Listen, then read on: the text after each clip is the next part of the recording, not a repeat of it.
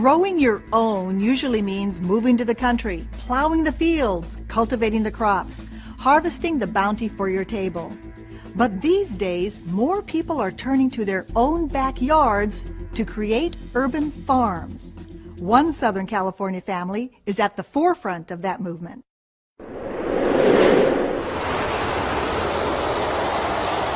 Drivers whizzing past on the 210 freeway through Pasadena have no idea that a stone's throw away from the fast lane is a lush but tiny Eden, a 4,000 square foot farm. It not only feeds a family, but revolutionizes the idea of what can be done in a very unlikely place, the middle of a city. This is city living, but I brought the country to the city. Rather than have to go out to the country, I just imported it. 63-year-old Jules Dervais started this backyard farm 10 years ago.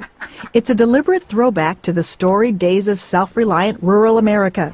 Jules and his children grow almost all the food they need, and everyone pitches in. 5 pounds of grapefruit. His daughters, Anise. We have another guy coming to pick up. And Jordan. Yeah, are you done? Okay.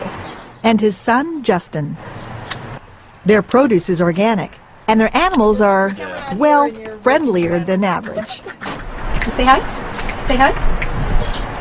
We have eight chickens, 4 ducks, and 2 goats. I joke with people. I said I think my animals fit better in a city backyard than a lot of dogs in the neighborhood.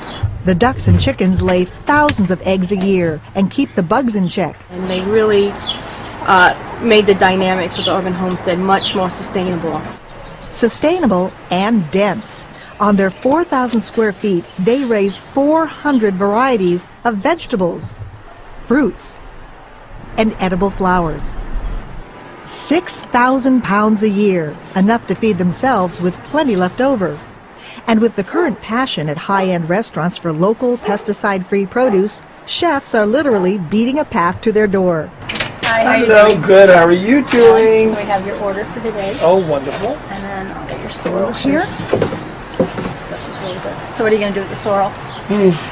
I'm going to use it to make a really nice relish with cucumber for a salmon dish. The family makes about $20,000 a year from their front porch sales. They use it to buy the crops they can't grow, like wheat, rice, and oats. I would say at the beginning, I didn't really believe I could do it.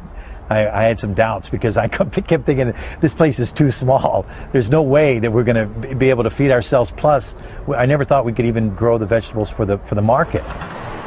So how did this experiment in independent living begin? It all began 10 years ago when Jules bought some taco shells for dinner. He learned too late that the shells were being recalled because they had been made by mistake with genetically modified corn.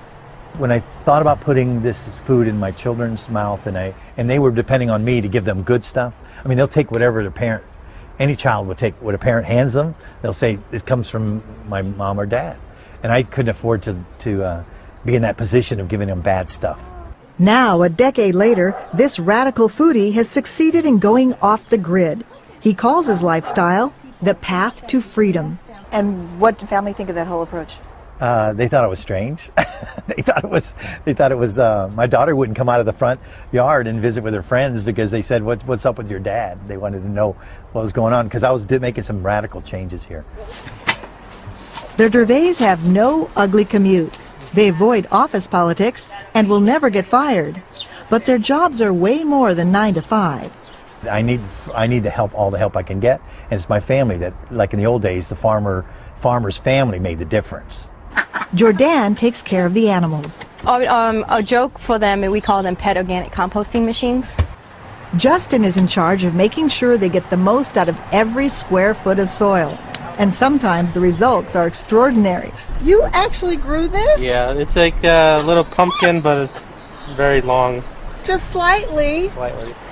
He's also the beekeeper. Oh my gosh, that's the first time I've ever done straight from the honeycomb. Jules prides himself on his gourmet compost. Yummy, yummy. Only worms could love it. Could love this. Rotten stuff. Anise is in charge of cooking the vegetarian meals. All homegrown, strawberries and edible flowers and salad and beets and carrots. and the canning. We got grape leaves, pickles, beans, and pickled peppers to all sorts of jams, tomato sauce. And the menu? That depends on what's in season. What happens when something's out of season? We just don't eat it. You're out of luck. It's out of season.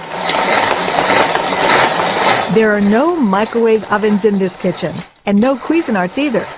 We have, gizmos, but they're just hand powered.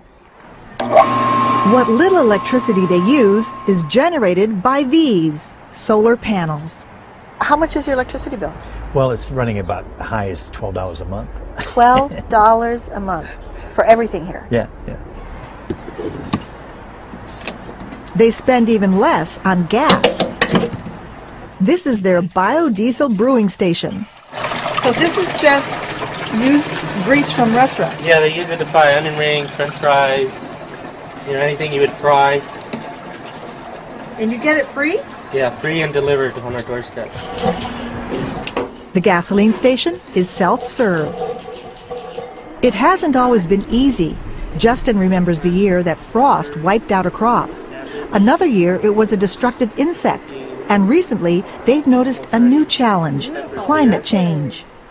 We call it the forefront of global weirding because we've been gardening for so long, you can sense things are off. We have this June bug that comes out. It's called June, so it's supposed to come out in June, but it comes out in July and August and, September, so something's definitely off. The other challenge is water. Southern California skies don't deliver enough of it.